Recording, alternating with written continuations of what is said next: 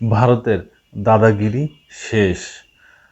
তারা আর কোনো রকম কোনো উচ্চ বাক্য উচ্চারণ করতে পারবে না, কারণ বাংলাদেশে 9টি যে চিনিকল বন্ধ ছিল সেই চিনিকল আবার চালু হচ্ছে। ভারত থেকে এখন আর ওই অবৈধ পথে চিনি আনা লাগবে না এবং বৈধ পথেও আনা লাগবে না। যেভাবে স্মাগলিং হতো এই চিনি, তখন ভারতীয় বিএসএফরা বাংলাদেশিদের গুলি করে মারত। বাংলাদেশে এখন সেইগুলো চায় না, সেগুলো করেও না। তারা এখন সবাই স্বাবলম্বী। তারা এখন সেই মানুষগুলো এখন বিশ্ব দরবারের থেকে চিনি নিয়ে আসে তাদের লাগলে। এখন তারা সেই চিনিকলগুলোই চালু করতে যাচ্ছে। ভারতের তাবেদারি করে শেখ হাসিনা এই চিনিকলগুলো বন্ধ করে রেখেছিল। আরও বিভিন্ন ধরনের প্রতিষ্ঠান বন্ধ করে রেখেছিল, যেগুলো সরকারি প্রতিষ্ঠান, শুধুমাত্র ভারতের কাছ থেকে এই পণ্যগুলো আনবে। ভারতের বাজার বড় হবে, ভারতের ডলার ইনকাম হবে, আর বাংলাদেশ দিন দিন ফতুর হবে। বাংলাদেশ তাদের পা ধরে বসে থাকবে, দেন দেন চিনি দেন, দেন অমুক অমুক কিছু দেন, অমুক কিছু দেন। এইভাবে টানা 15 বছর শেখ হাসিনা ভারতকে যা দিয়েছে ভারত চিন্তাও করতে পারবে না। এই কথা শেখ হাসিনা নিজে সাংবাদিক সম্মেলনে বলেছেন। কি দিয়েছেন তিনি? বাংলাদেশ থেকে সবই দিয়ে দিয়েছেন। আর কি নিয়ে আসছেন তিনি? কি নিয়ে আসছেন? কাঁচকলাও তো নিয়ে আসতে পারেন নাই তিনি, নেন নাই, শুধু ভারতকে দিয়েই গেছেন। তার বিনিময়ে তিনি কি পেয়েছেন? হয়তো এমন হইতে পারে এই 15 বছর যা দিয়েছেন, এই দেওয়ার বিনিময়ে তিনি এখন ভারতে থাকতে পাচ্ছেন, এমনটাই হয়তো হতে পারে। কিন্তু 2024 সালের 5 আগস্ট যখন বাংলাদেশ নতুন করে স্বাধীন হলো, ছাত্র জনতার গণ আন্দোলনে, গণ অভ্যুত্থানে শেখ হাসিনা পালিয়ে চলে গেল। তারপরে বাংলাদেশে নতুন সরকার গঠন হলো। অন্তর্বর্তীকালীন সরকারের প্রধান উপদেষ্টা ডক্টর মোহাম্মদ ইউনূস বলেছেন, বাংলাদেশ এবং ভারতের সাথে আর কোনো গোলামি চুক্তি থাকবে না, কোনো তাবেদারি হবে না।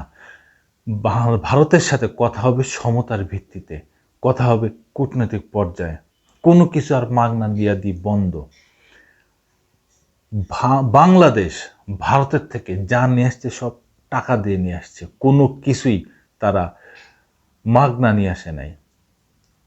ভারত যে ভিসা বন্ধ করেছে, তারা হোটেলে থাকতে দেবে না, খাইতে দেবে না, ব্যবসা করবে না, তারপরে সব কিছুই বন্ধ করে দিয়েছে ভারত, শুধুমাত্র শেখ হাসিনার জন্যে।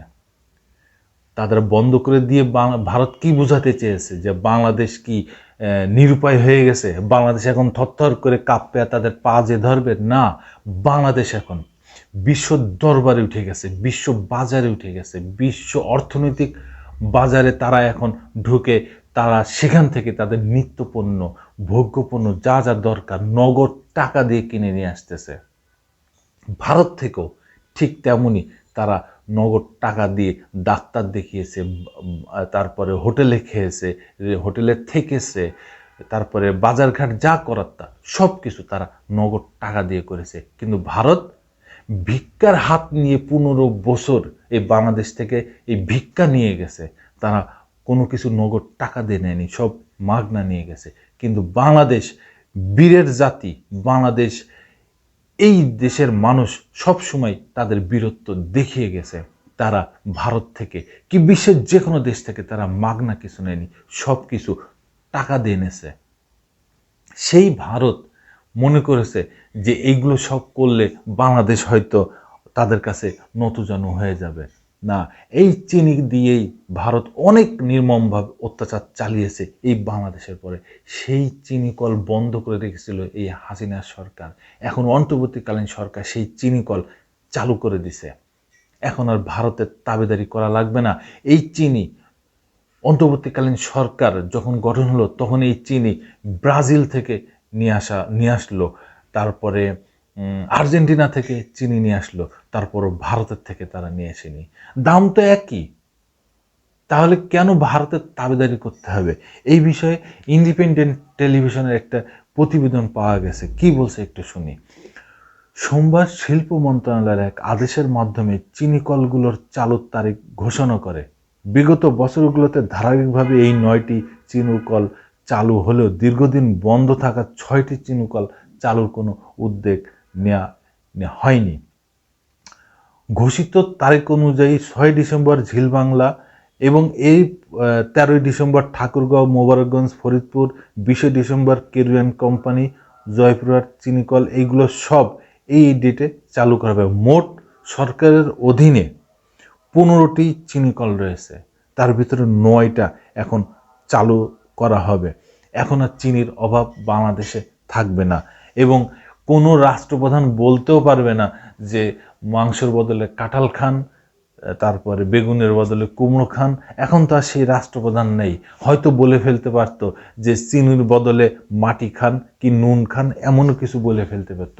এখন আর সেই দেশ নাই, সেই সরকারও নাই যে বাংলাদেশের জনগণের সাথে, তার দেশের জনগণের সাথে এইভাবে রং তামাশায় মেতে উঠবে, উপহাস করবে, সেটা এখন আর নাই।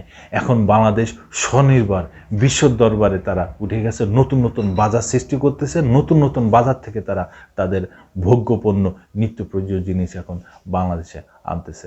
ধন্যবাদ দর্শক বন্ধুরা। যদি কোনো মতামত থাকে অবশ্যই কমেন্টসে জানাবেন।